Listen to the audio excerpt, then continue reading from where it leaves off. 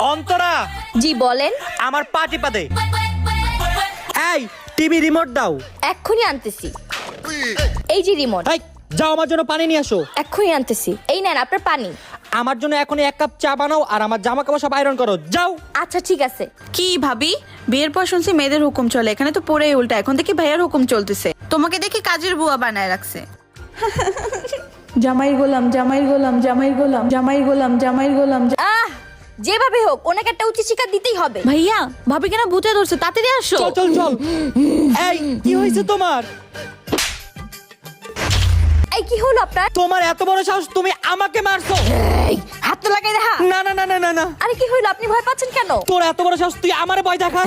এই তোমরা জামাইরা নিজেদেরকে কি মনে করো? হ্যাঁ, বধূর উপর হুকুম চালাবা? না না না পেতনি। এই কি হলো, তুমি আমার কাছে মাফ চাইতেছো কেন? আমি আমার ভুল বুঝতে পারছি, আমি আর কখনো আমার বড় উপর হুকুম চালাবো না।